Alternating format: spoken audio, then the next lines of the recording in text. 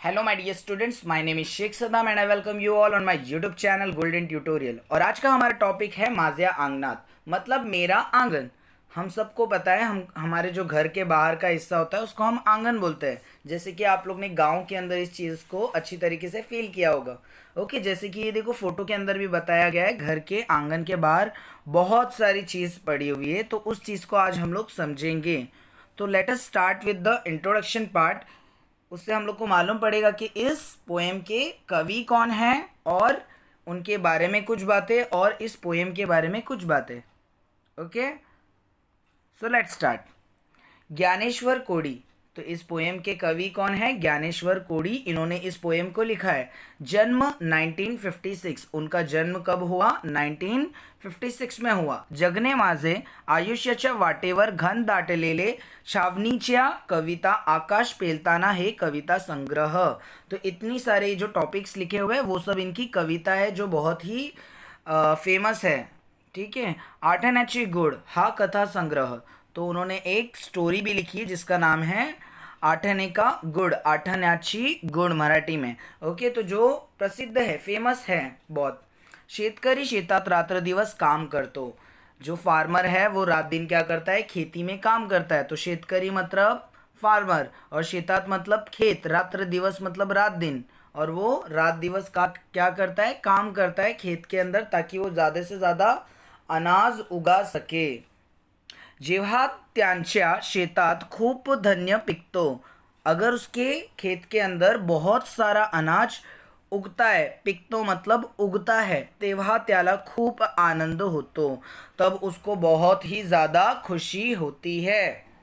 प्रस्तुत कवितेतून शेतकऱ्याच्या मनातील विविध भावनांच्या वर्णन कवीने केले आहे। इस कविता में शेतकरी, फार्मर के मन में जितनी भी डिफरेंट डिफरेंट फीलिंग्स है वो उन्होंने यहाँ पर बताई गई है। ठीक है। विविध मतलब होता है डिफरेंट, भावनांश मतलब होता है फीलिंग्स, इमोशन उनके। Okay, so let us start with the first paragraph. ऐका वाचा म्हणा। गहू शाळवांचे मोती काळ्या रानात सांडलं आणि माझ्या अंगणात लख चांदन पडल।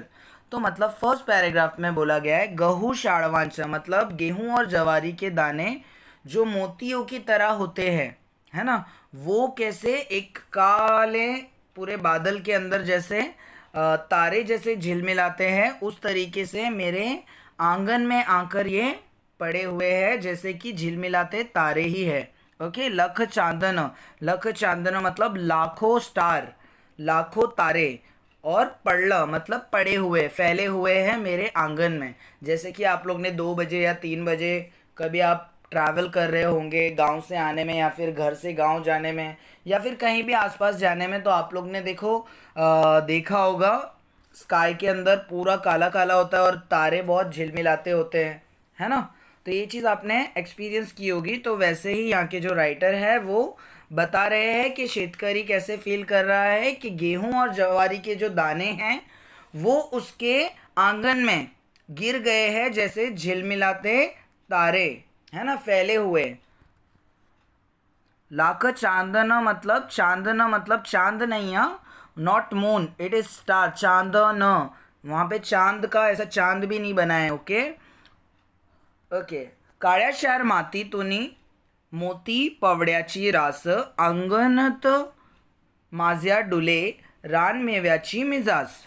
ओके, तो यहाँ पे हम सबको पता है कि अनाज कहाँ उगता है? मिट्टी में उगता है ना, खेत में उगता है, राइट। इसलिए यहाँ कहा गया है काळ्या क्षार मातीतूनी मोती पावड्याची रास। मोती पावड्याची रास, जैसे मोती है ना, मोती, और पावड्याची मतलब वो जो रेड कलर का जो मोती होता है वैसा, है ना। कोकनी लोग बहुत ज़्यादातर उसको यूज़ करते पहनते हैं। तो वो अनाज कैसे है? काळ्या काळ्या क्षार मातीतूनी, ओके, मोती पावड्याची रास। रास मतलब ऐसा जो ढीक भर रखा होता है ना, बहुत सारा ऐसा अगर अनाज है, अगर आप लोग एक गोनी अगर ऐसा पलटी करोगे तो वो कैसा ढीक बन जाता है। जैसे देखो यहाँ पे फोटो में भी दिया हुआ है, ठीक है, ये तो यहाँ पे कविता में भी कुछ इसी तरह बताया गया है कि मतलब हम जो अनाज जो खाते हैं वो कैसा है कैसा है, जो काली मिट्टी में जो उगा है वो मट्टी की ढीग भर ऐसा उनके आंगन में रखा हुआ है, डुल रहा है। ओके, जैसे कि रन मेवाची मिजाज। रन मेवाची मिजाज मतलब आप सबको पता रहेगा, बहुत ज़्यादा मतलब रन मतलब जैसे फॉरेस्ट। ओके, जंगल के अंदर मतलब जैसे बहुत सारे फ्रूट एक साथ लगे होते हैं, बहुत ज़्यादा। ओके, तो उसको बोला जाता है। ओके, दिला घेतला वाढतो रानातला रानमेवा, तुम्ही आम्ही सारे जन गुण्य गोविंदाना खावा।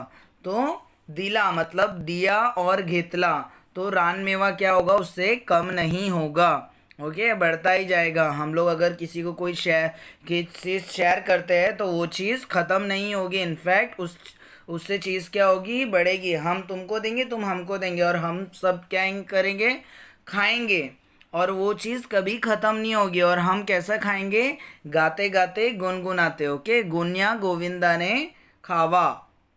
ओके, जीवदंतो शिनतो घास भरवते माय। माय मतलब आई, माँ। ठीक है, तो जीव जीव मतलब हमारी जो जान है, वो दमतो, दमतो मतलब बहुत ज़्यादा थकावट फील होना और बहुत ज़्यादा टायर्ड होना, है ना।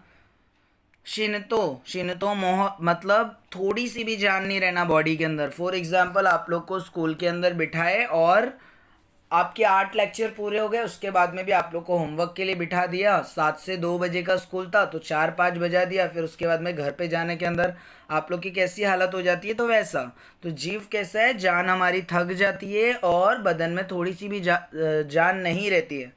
तो घास भरवते, घास मतलब जो जो निवाला होता है, पहला निवाला, जब हमारी माँ जो हमारे मुंह में ऐसा लेके आकर डालती है तो कितना टेस्टी लगता है और कितना अच्छा लगता है, तो उस चीज़ के बारे में बताया गया है।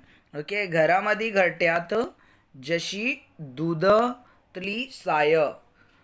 घरामध्ये घरट्यात मतलब जो घर के अंदर जब दूध हम लोग पकाते हैं, है ना, गरम करते हैं, और उसकी जो मलाई होती है, तो उसके बारे में बताया गया है कि ये जो माँ का जो प्यार होता है वो दूध के ऊपर मलाई कैसे होती है, वैसा वैसा लगता है। ओके, अंगनात माझ्या दान टिपती पाखर। तो आंगन के अंदर ये जो पक्षी जो आते हैं, है ना, ये जो पक्षी जो दाना चुंग रहे हैं, वो जब दाना चुंगते हैं तो कितना अच्छा लगता है, कितना खूबसूरत लगता है ना। टिपती मतलब वो चुगते हैं ना, दाना एक एक करके उठा के खाते हैं वो लोग।